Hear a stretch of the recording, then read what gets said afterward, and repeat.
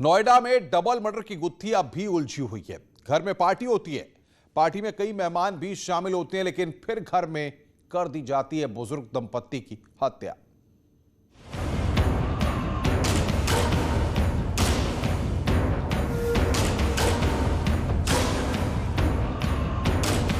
Greater Noida में high profile murder.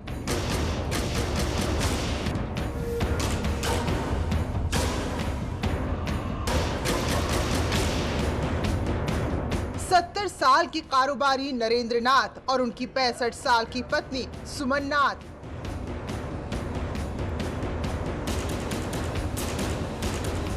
Greater Noida के alpha 2 sector में वारदात। पुलिस की माने तो घर में नहीं हुई कोई फोर्स एंट्री। वारदात की रात घर में चल रही थी पार्टी।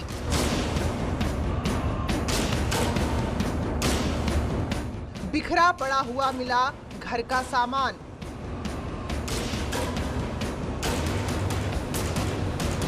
पार्टी में आए लोगों पर हत्या का शक।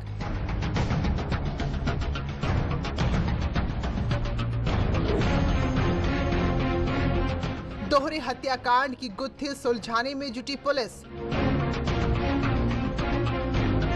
पुलिस का दावा, जल्द गिरफ्त में होंगे हत्यारे।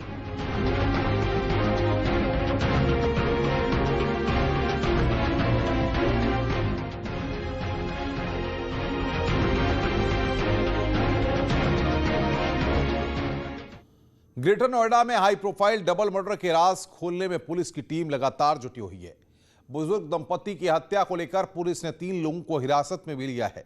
ऐसे में पुलिस के सामने हत्यारों को जल्द से जल्द पकड़ने की चुनौती है।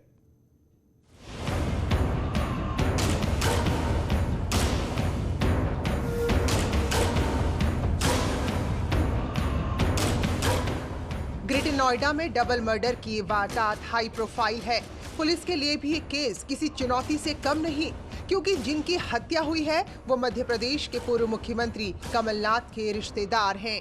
कमलनाथ के चचेरे भाई और भाभी की ग्रेटर नोएडा में हत्या से सनसनी फैल गई। कमलनाथ के 70 साल के चचेरे भाई नरेंद्र नाथ और 65 साल की भाभी सुमन नाथ का उनके ही घर में शव मिला।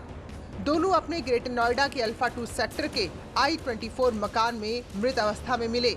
सुमन नाथ और नरेंद्र नाथ के बेटे रोहित अपनी पत्नी निधि के साथ किसी दूसरी जगह रहते हैं। उनकी बेटी सोनू परिवार के साथ दिल्ली में रहती है। देर रात बेटी से हुई थी सुमन नाथ की बात। रोहित ने बताया कि घर में किसी भी तरह का कोई झगड़ा नहीं हुआ था, बल्कि मां की बहन सोनू से रात को ही बात हुई थी, जिसमें उन्होंने बताया था कि घर में नीचे पार्टी चल रही है। लेकिन सुबह ये खबर आई। जब उनकी बहन ने मौत की खबर दी तो वो मौके पर पहुंचे। मां का शव तो मिल गया, लेकिन पिता नहीं मिल रहे थे। पुलिस ने जब दोबारा पूरे घर को खंगाला तो बेसमेंट में उनकी लाश मिली। उनके मुंह और हाथ पैर को बांधकर वहां छोड़ा गया था। ग्राउंड फ्लोर में फर्श में लिटाया हुआ था उनको, क्योंकि मेरी सिस्टर ने उनको उठा के बेड पे रख दिया। और पापा तो मिल ही नहीं रहे थे। बहुत ढूंढ रहे थे, सब जगह ढूंढ चुके थे, बेसमेंट भी ढूंढ चुके थे। फिर पुलिस वाले ने दोबारा जाके ढूंढा तो उन्होंने बोला कि बेसमेंट के स्टोर एक और अंदर है, वहाँ पर थे। उनकी पोजीशन कैसी थी? बहुत बुरी, पापा की सबसे बुरी। उनका मुंह पे टेप लगा के हाथ बांधे हुए थे पीछे, और मम्मी को किसी ने यहाँ पे स्टैब किया, पता नहीं गोली मारी है। क्या मम्मी का दबाया? किसी पर शक है?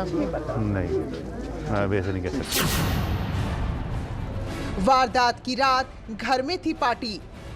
रोहित की बहन प्रीति रोजाना अपनी मां से फोन पर बात करती है। वारदात वाली रात को भी उन्होंने बात की थी। तब सुमन नाथ ने बताया था कि घर में नीचे पार्टी चल रही है और वो इस बात से परेशान भी थी।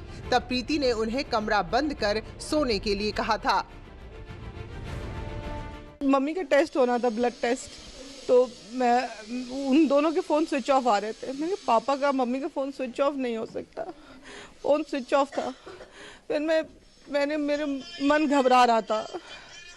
मैंने कहा इतने ऐसा हो नहीं सकता, फ़ोन नहीं मम्मी, क्योंकि 24 घंटे फ़ोन, क्योंकि योगा इंस्ट्रक्टर है वो, तो वो सुबह 4:30 उठ जाती है रोज। नहा धो लेती। मैंने कहा फ़ोन नहीं बंद आ सकता, फ़ोन बंद था। मुझे सस्पिशियस सा कुछ दिल में हो रहा था। मैं मेरे हस्बैंड सुबह सुबह आए, ये गेट बंद था, इसमें आई, मम्मी मेरी यहाँ पड़ी हुई थी इधर नीचे। पापा को हम ढूंढते रहे, हमें नहीं मिले। वो नीचे बांध के रखा हुआ उन्हें, टेप लगा के मुंह में। घर से मिली शराब की बोतलें।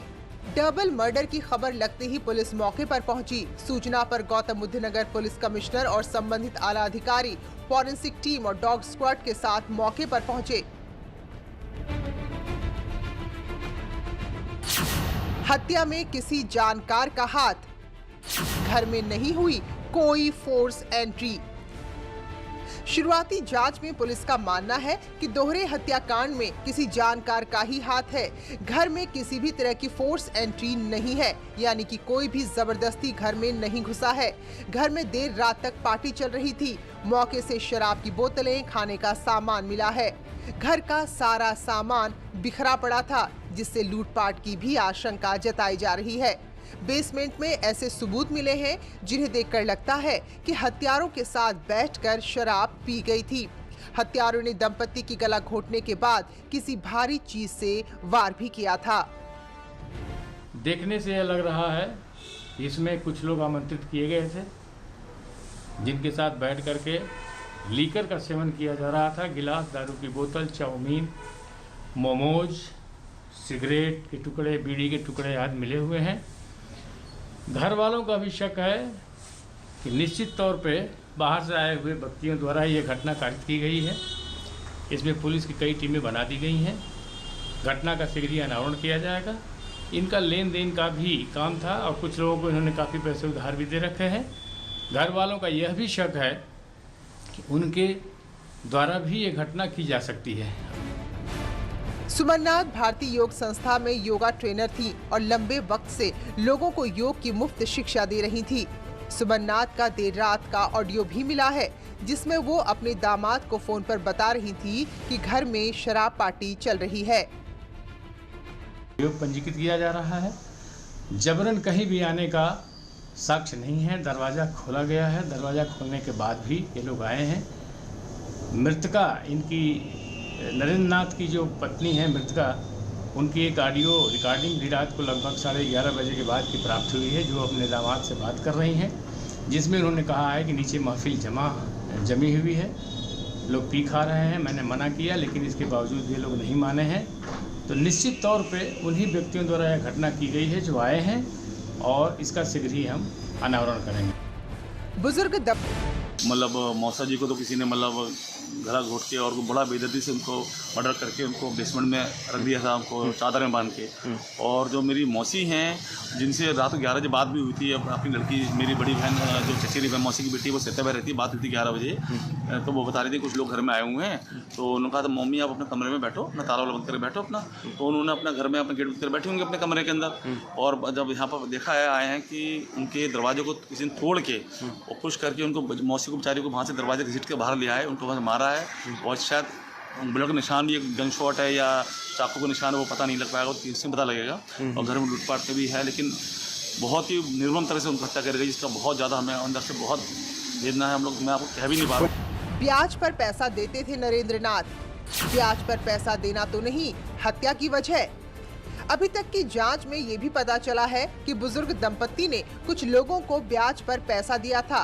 तो आशंका है कि जिन लोगों ने ब्याज पर पैसा लिया था, उन्होंने ही घटना को अंजाम दिया है। हत्या को लेकर कई एंगल हैं, जिस पर पुलिस जांच कर रही है।